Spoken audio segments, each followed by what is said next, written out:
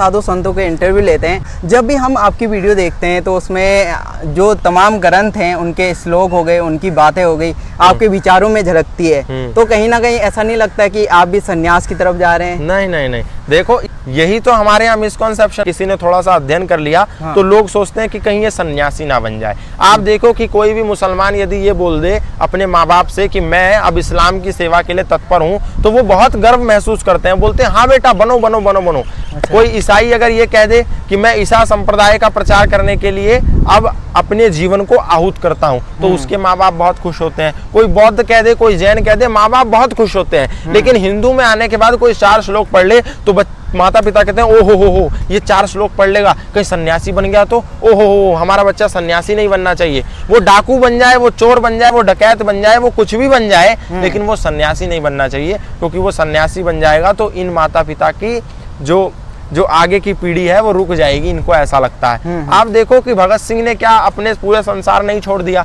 लेकिन वो भगत सिंह इस दुनिया में अमर हो गया। नहीं तो शादी करने वाले कितने लोग हैं, रोज शादी कर रहे हैं, रोज बच्चे पैदा कर रहे हैं, उनको कौन याद रखता है? लेकिन भगत सिंह, उनको आज दुनिया याद रखती है। राम प्रसाद बिस्मिल दुनिया याद रखती है।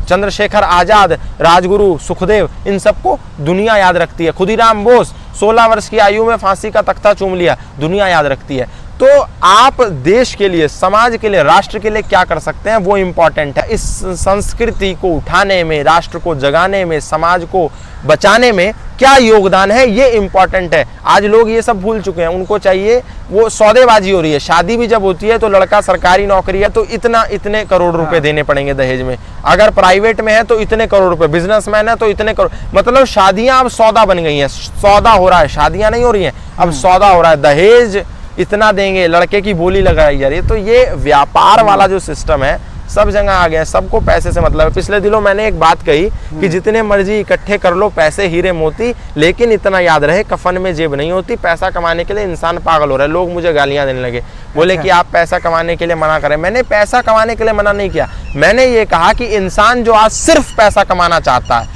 वो सिर्फ पैसा ना कमा करके थोड़ी इज्जत भी कमाए, थोड़ी सुख भी कमाए, थोड़ा शांति भी कमाए, थोड़ी सहजता, सरलता, विनम्रता भी कमाए। आज इंसान के पास पैसा बहुत है लेकिन दुखों का अंबार है। आज इंसान के पास पैसा बहुत है लेकिन अशांति सिर पे चढ़ के नाच रही है। क्या फायदा ऐसे पैसे का जब आप 2 मिनट सुकून से बैठ नहीं सकते? क्या फायदा ऐसे पैसे का जब आपके पास 2 मिनट की अपने लिए, स्वयं के लिए शांति नहीं है? तो मैंने ये कहा था, लेकिन लोग उल्टा मुझे गाली देने लगे। अच्छा, कुछ टाइम से आपके YouTube पे देखा गया है कि आपने विदेशी साधुओं को ज्यादा फोकस करा है, भारतीय साधुओं को आपने कम कर दिया धीरे धीरे। ऐसा नहीं है, ऐसा कुछ नहीं है।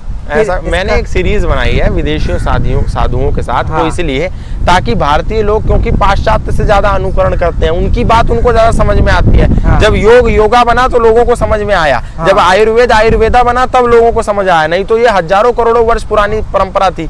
तो इसलिए मैंने कहा ठीक है, अंग्रेजी तुमको समझाएंगे कि भारतीय संस्कृति क्या है, सनातन धर्म क्या है।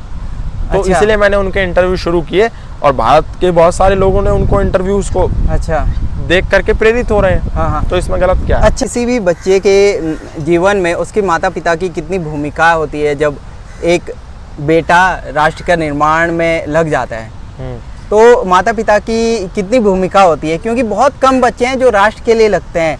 बिल्कुल भूमिका होती है। और मैं ये भी कहूँगा कि कोई, देखो एक बात है, सीख करके कोई नहीं आता। अगर ऐसा सिस्टम होता, यदि माता पिता की बहुत ज्यादा भूमिका, थोड़ी थोड़ी भूमिका होती है, लेकिन बाकी जितना काम है आपको खुद करना है। माता पिता आपको किताब लेके नहीं बैठेंगे कि बेटा लो गीता पढ़ो, वो हल्का सा आपको प्रेरित कर सकते हैं। माता पिता आपको ये नहीं कहेंगे कि जाकर के भाषण तैयार करो या आप कुछ ऐसे स्क्रिप्ट तैयार करो जिससे लोग जागरूक हो, वो थोड़ा सा प्रेरित कर सकते हैं। क्योंकि अगर ऐसा होता तो राहुल गांधी आज देश की सबसे बड़े नेता होते और सबसे अच्छे वक्ता होते। क्यों? क्योंकि उनके पास सारी वो फेवरेबल कंडीशन है जिसको वो धारण करके अपने जीवन को श्रेष्ठ बना करके आज देश के, दुनिया के सबसे बड़े नेता बन सकते हैं। लेकिन क्या वो बन गए? नहीं बने। जिनकी दादी प्रधानमंत्री, जिनके पिता प्रधानमंत्री, जिनके दादी के पिता प्रधानमंत्री, जिनकी 3 पीढ़ियां प्रधानमंत्री दे रही हैं, सांसद की तो बात ही छोड़ो, तो उनके पास सब कुछ है, क्या वो बन पाए? क्यों? क्योंकि जब तक अंदर से नहीं होगा, जब तक ईश्वर आपको चुनेगा नहीं। अच्छा, हमारे